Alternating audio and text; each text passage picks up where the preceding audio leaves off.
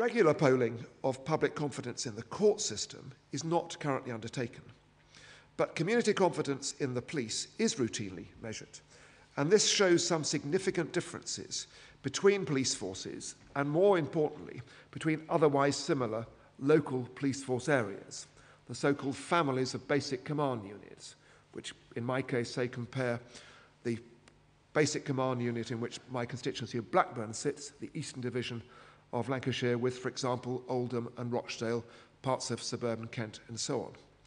And if you look at that data too, you see very big differences in the performance of local police areas, in their ability to cut crime, to raise detection levels, and in public confidence. But these BCUs are all getting the same amount of money. So what this tells you is the big ingredient is not additional resources per se, but attitude, approach, and process. Just as we learnt 20 years ago that the big difference in the performance of otherwise similar schools wasn't what we were being told by the NUT, which is just more money. Money can always help, but the fundamental difference was the attitude of the head, the staff room, the leadership, connection with parents, raising expectations. And that's the same in policing and criminal justice. Now, it was a profound commitment by my predecessor, Lord Faulkner of Thoroton, Charlie Faulkner, to see what improvements could be achieved in public services and public confidence by changing attitudes, approach and process, which led him, with the then Home Secretary and Attorney, to establish some pioneering projects in community justice. In Liverpool and Salford, community courts were established. In Liverpool, the most developed model, the court and all the criminal justice agencies, from the police and CPS, probation and drug teams, are housed in a single building, a converted school. The North Liverpool Community Justice Centre is led by a single full-time judge. He's actually a circuit judge, more senior, but he's doing the work combining that with that of a district judge. And David Fletcher manages criminal proceedings and sentences end-to-end in the youth and adult courts. But he works in partnership with local magistrates who take the contested trials. So he deals with all the early pleas. He deals with legal submissions about evidence and so on. If there is a contested trial, of course, this process leads to far fewer contested trials. That then goes to the magistrates, panel of 3, who hear the trial, and they're very good at that and experienced, and they have community confidence too. And then the magistrates can sit with him in determining sentence. And then, as I've seen, he then manages the sentence and sees the individuals when they have to come back to court. In Salford, the lead is taken by panels of specially trained magistrates working with the district judge. 11 other pilots are now operating across the country, from Middlesbrough to Plymouth. And last month, on a visit to the United States, I saw the inspiration for these courts, which is the Red Hook Community Court in Brooklyn, across the East River in New York. Now, Charlie Faulkner also established 2 drugs courts in West London and in Leeds. Both are there primarily to manage community orders, which have attached to them a drug rehabilitation requirement. Again, and rightly, if we are to get clear leads on what works best, they, like the Salford and Liverpool courts, use different models. In West London, it's a partnership between the district judge and magistrates. In Leeds, the focus is on the magistrates being in the lead. Now, there's going to be an evaluation of these 2 drugs courts published next week.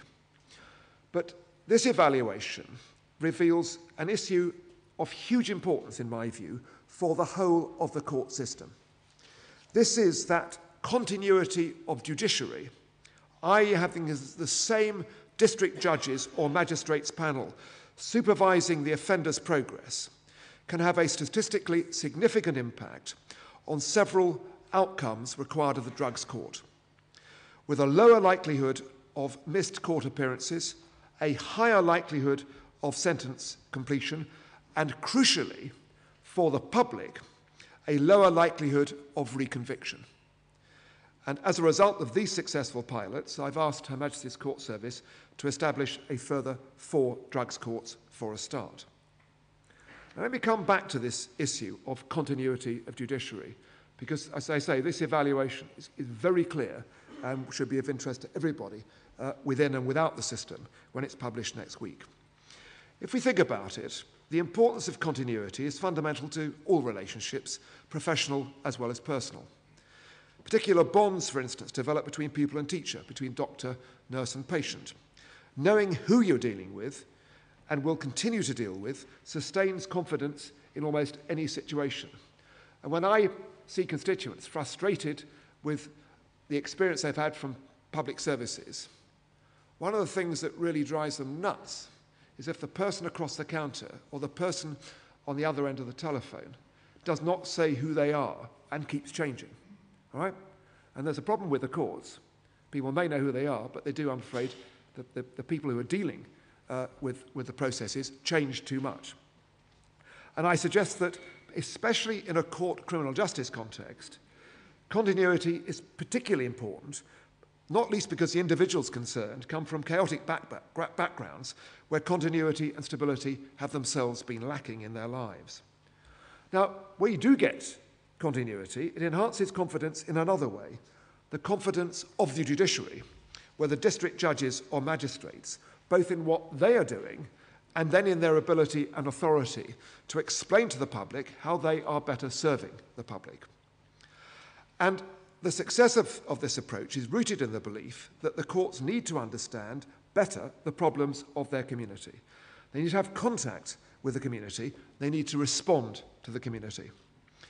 Now, and over time, and following from the success of where it's already common practice, I would like to see many more district judges and magistrates playing an active role in community discussions. Community engagement is what Lord Phillips, the Lord Chief Justice, has called for, and it's something which I support entirely. It is of fundamental importance to the rule of law that those acting in a judicial capacity should be able to make their often difficult decisions based on the law and on the facts of the case before them, and should not be put under inappropriate external pressure before, during, or after a case in respect of those decisions. But it is perfectly possible to sustain this integrity and independence, and at the same time for judges and magistrates to listen in general terms to community concerns and to explain again in general terms the approach which they intend to adopt. This is what those involved in these pilots have successfully achieved without any erosion of their judicial independence. And there's a further point here. On the 5th of December last year, when I made my statement about the Carter Review, I published a detailed analysis from our statisticians of sentencing patterns by court areas for both magistrates and Crown courts. And this showed a wide variation in the use of custody, the custody rate, but this was only weakly correlated to levels of acquisitive crime and not correlated at all with trends in violent crime or with trends in all crime in those areas. I was very surprised at how little attention this survey got. It's a very detailed one about sentencing patterns, and I commend it to everybody here. And what it suggests is that courts do have distinctive approaches to sentencing. In some cases, they may be both unspoken and subconscious, but they have these distinctive approaches. I mean, and they're not necessarily related to the world of the community which the courts are serving. Given this, is there any good reason why the approaches which the courts are following in terms of sentencing practice, because they are, and they are distinctive, should not first be better articulated and made conscious, and then better shared with the public? For we also know that when the public are taken into the confidence of the criminal justice system and are able to consider the law and the facts beyond what they learn from the media, the public's reaction is very instructive.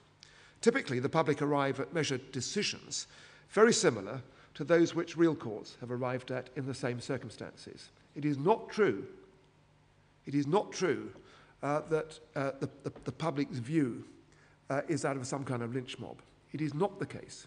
It is the case when presented with the facts, they come to very, very panels, independently selected panels of members of the public, presented with the same facts, the same law as magistrates or judges. They come to remarkably similar decisions, in some cases actually ones that the media might regard as softer. And engendering public confidence should be every bit as important as the fair dispensation of justice. It's a principle which should apply as much to our courts as it does and should do to our prisons.